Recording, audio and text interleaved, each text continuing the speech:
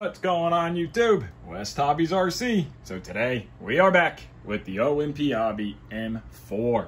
This is what you guys have been waiting on. I finally got my hands on the OMP Hobby M4. So Jonathan, thank you very much for allowing me to build your helicopter. So what do we have? We have the OMP Hobby M4 combo kit, which give a main rotor, frame, tail blade. So basically everything you need, all the electronics, exception of a flybarless unit and a receiver. So we have a SRXL2 and a Brain 2 flybarless unit. And you also need a battery.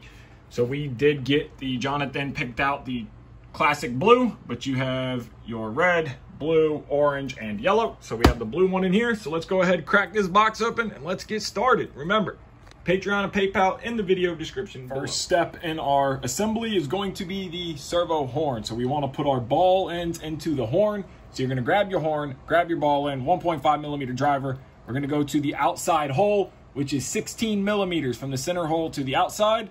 You're going to start it by hand. Go ahead, screw that guy all the way down, right till the threads start to pop out. You're going to grab a lock nut, which is this little guy right here. You're going to get the lock nut started, and then come back with a little pair of needle nose to hold the lock nut. Run that all the way down until it's tight. And then when it's the actual ball end gets down and tight to the arm, go ahead and just lock it down. So it should look like this when you are done. Now go ahead and make your other two. You have all three of your servo horns done. We're going to take our cyclic servo, and the way to tell the difference is that the cyclic servo has a C on it. The tail servo has a T on it. They look identical. The only way to tell is the C and the T. There's three cyclics, one tail. So now we're going to take our servo horn, and we are going to put it on looking at the servo to the left side as close to 90 as we can get the arm. And then we're going to come back with our 1.5 millimeter driver, Loctite on our screw. For anybody that wants to know, SAB thread locker is my preferred Loctite blue. So we're going to go ahead, drop that onto the screw, run it down till it stops, snug it up, and now go ahead and do your other two. Other two are done. They should look like this. So now all three of our cyclic servos are ready to install. We're gonna take our bearing block servo mount here, and you'll notice this part with the three tabs that come out of it is the bottom. This part is the top. You'll also notice there's a flat spot for the servo mounting surface. So that's where your servo is gonna go. So you're gonna take your servo, install it spline up, like flat against the mounting surface, 1.5 millimeter driver, Loctite on your screw. Go ahead and get two, one on top and bottom. Get those snugged up, and then go ahead and do the exact same on the other the other two servos. Now your servo mount should look like this. We have all three servos done, Loctited. So now we can move on to the tail servo. Now for the tail servo horn, same thing, 16 millimeters from the center screw to the ball end. So you're gonna go ahead, 1.5 millimeter driver, get the thread just to stick through, take your little lock nut, put it on the back side, go ahead and get that guy started, come back with a little pair of needle nose or something to hold it down, and snug it all the way up.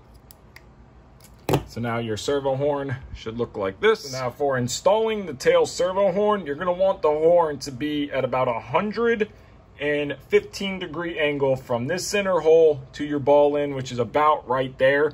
So that's where you want your neutral servo to be, because the servo sits angled in the mainframe.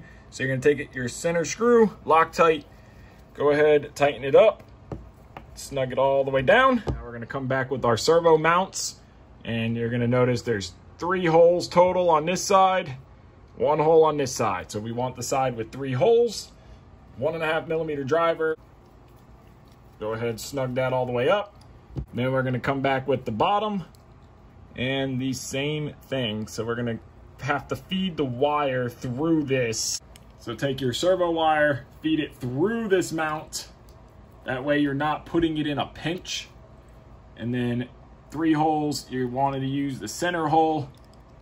And let's snug that guy all the way up. So now our servo is mounted on its mounts. Now we're gonna take our frame sides here, and we need the right side, which is this one here. So we need the right side, and we're gonna be going after these holes here. So we're gonna take our servo. We want the spline to be to the left with the spline on the back side, left side of the servo. And we're going to line it up with these 2 holes right here in the frame, 2 millimeter driver, Loctite on our screw, get one started, come back with our next one, go ahead and get it started, and then run them both down until they are tight. Now that they're both tight, you can go ahead and set this frame side to the side. Grab our ESC here. One thing I really do like is that everything is already soldered, but I like this little XT60 mount. That is a nice little touch. So you're gonna grab your ESC plate. Your XT60 is going to slide right into this little plastic plate here. Now, the back has nuts, so you wanna use Loctite. So we're gonna grab our 1.5 millimeter driver, Loctite on our screw, and we're gonna go ahead and snug that down. Grab your next one, do the same exact thing, 1.5 millimeter driver, Loctite, tighten them both up, and then you're going to slide your ESC forward a little bit. You wanna go after these 4 holes right here, and this is where your zip ties are going to go through. So you're gonna take your zip tie, you're gonna put it through these 2 holes, you're gonna come up and around just like this, get that one started, do the same thing, keep your zip ties running the same direction here. So go up and around in the same direction. It's just for my OCD. And then you're going to mount your ESC. You're gonna fold your wires up. Try to mount it more neutral in here. You could keep it back, but then you're gonna be zip tying against here. So I'm gonna mount it just like this. You're gonna take your zip tie and get this guy started. Get one started, get the next one started. You can worry about holding the ESC into position. Now slide the ESC into position and crank down on one, crank down on the other one. So now you'll see that the ESC has little marks right here, little notches. So that's where your zip ties will lock into place. And then go ahead and cut those off. And now our ESC is mounted to our plate. Now we're gonna grab our frame sides and we're going to start assembling everything. So we're gonna grab and we're gonna start with the ESC mount. Now you don't have to start, this is just how I'm doing it. So you want your XT60 to be towards the bottom. This is the bottom of the frame, and you will notice there is inserts, so you do use Loctite. So you're gonna go ahead and your very first screw is going to be this little shouldered looking screw here. And you are going to put a little rubber grommet. This is your canopy post, and then you're gonna take a washer. You're gonna slide a washer through, take a little bit of Loctite, put a drop of Loctite, and that's going to be this first hole right here. So you're gonna hold this together, line that first hole up, and get that one started. Go ahead and snug that up. Then you're gonna come back, Loctite. All your other screws are gonna be just like this one. The only difference on your screws are gonna be your front rubber mounts. Come back again, Loctite on all your screws. Go ahead and snug all of those down. Of course, tighten by hand. So now our front mount is done on one side. The other side's gonna be identical to this side, so I will just show you one. So now we're gonna come back in with our X mount here, and you will notice there's 2 holes on the top, and there's only 1 hole on the side. So we're gonna be going through this bottom mount here with 1 screw that's gonna go into this mount. So we're gonna come in with our 2 millimeter driver, and we're going to get that screw started, and we're gonna tighten this one down. First, finish it by hand, line it up pretty much with this top hole here, because that is where that's gonna go. And then you'll do the same on the other side. Come back with our tail pulley mount. This did come assembled, but I already went ahead and pulled it apart to check. It was Loctited, but I do recommend you check any pre-assembled thing for Loctite. Now we're gonna come back, same thing. We're gonna be going off of this bottom hole right here. Loctite, 2 millimeter driver, only 1 threaded hole on this pulley mount. Go ahead, tighten it up. Of course, we're gonna line it up and finish it by hand. So now that part is done. Now we have our tail boom mounts themselves. So gonna have to pay attention here because they're pretty much identical as far as the tops go. You want the boom tightening clamp screw to be on the right side of the frame. And you don't want a Loctite to do anything with this screw now. We are only after these 2. There is 1, 2, 3, 4 holes that we are going after. So those are gonna be the 4 holes. So we're gonna start with this top one. Go ahead, get our screw started. Gonna come back with the bottom screw, Loctite already. Go ahead and tighten these up. So now those 2 are done. Come back with our back mount. Again, screw the tightening screw on the right side. Same thing. Go ahead, top screw goes in, 2mm driver with Loctite. Come back with our bottom screw, 2mm driver, Loctite, and tighten both of these down.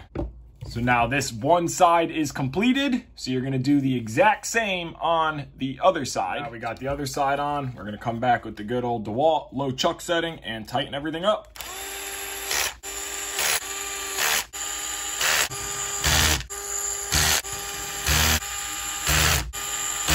And then of course, come back and finish by hand. Now our frame sides are assembled. Now we can move on to assembling the motor. Tail belt pulley that goes on the main motor, and then you're gonna have 2 carbon fiber plates. Now if you notice on these plates, one side is flat, one side is countersunk, the same on your other plate. So we wanna do the countersunk side up for our screw hole. So now there's gonna be a plate on both sides, so it doesn't matter where you start. You're gonna line up your screw holes. It's gonna be these tiny little screws, 1.5mm driver and Loctite. So be very careful while you're doing this. And go around and put all your screws in on this side, flip the pulley over, do the same thing on the other side and tighten them all down. It will look like this. So I'm gonna grab the motor here. I'm gonna take a little bit of SAB one-way bearing grease on a toothpick, and I'm just going to go inside of here and just get that one-way bearing greased up. Doesn't tell you to do that, but I always like to grease the one-way bearings. And then take your main shaft. Now look at your shaft here, and you will notice that the side, there's 2 different dimensions here where your hole is at on your shaft. The hole that is farther down the shaft is going to be towards the head block, and the hole that is closer to the end of the shaft is going to be for your tail pulley. So we're gonna take our motor, this is the bottom where our tail pulley, this is the top of the motor. We're going to insert our shaft into here, and we're going to just stick it through enough to where we can get our tail pulley on. Now also pay attention to the pulley itself. This side here is gonna be where the head of the screw goes. That side's gonna be where the nut goes. So we're gonna go ahead and just slide that into there, get that lined up, push it to where we have just enough room for our screw to get through. We're gonna come back through with a 2mm driver, and we're going to get that inserted through. Take our nut, it's gonna drop down just perfectly right into this little spot, which can be a little tricky. Once we get our nut dropped down into there, go ahead and run that screw in to get it to start. Once you're started, tighten it down. That is fully tight. You can go ahead and pull the shaft to make sure it is butted up against the motor. Everything is spinning like it should. So now our motor assembly is complete. So now we are going to grab our plate, our servo assembly, and our motor. Now you will notice that there is a cutout section here that is going to go down onto the motor itself to clear the bearing and the retaining clip. And then this little tab that hangs out the back is gonna go towards the back of the helicopter. This little cutout with nothing is for the wires that go to the front of the helicopter. So we're gonna go ahead, take this.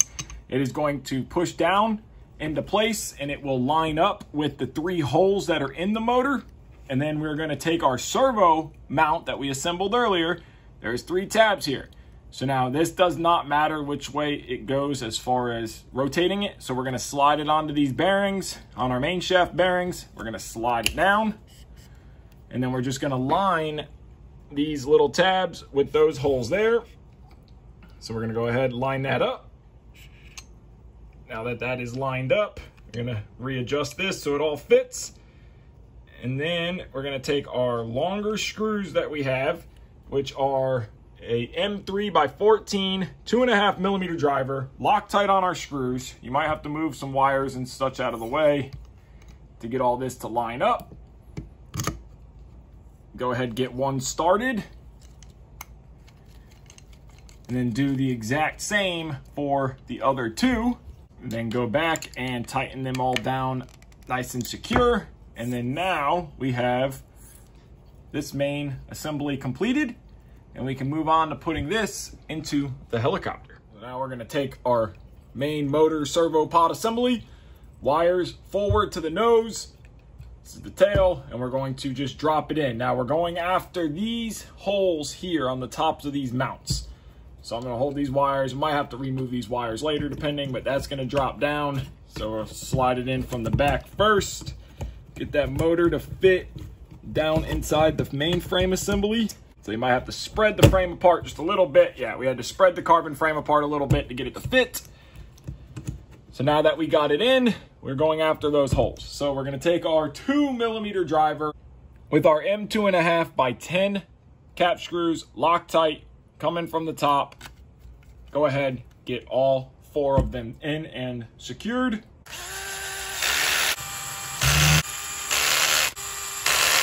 And finish by hand.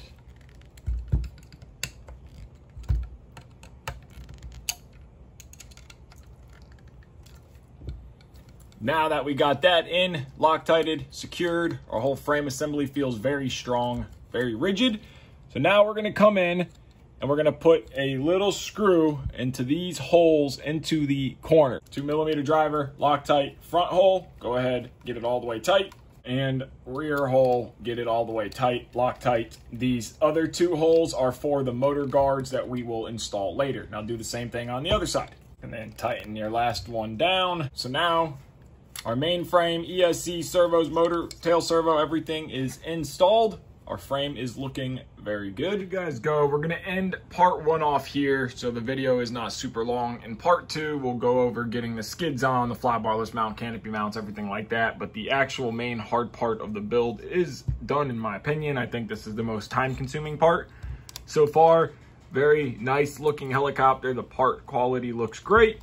Everything looks to be good. I like the pre-done connectors on your ESC. You don't have to solder nothing. And I'm sure we're gonna have to redo these motor wires to go down or something so they're out of the way. But I am excited to get on to part 2 and get this thing flying. So I wanna thank you guys so much for watching this video. If you haven't already, hit that like button, hit that subscribe button. And remember, Patreon and PayPal are linked in the video description. Thank you and have a great day.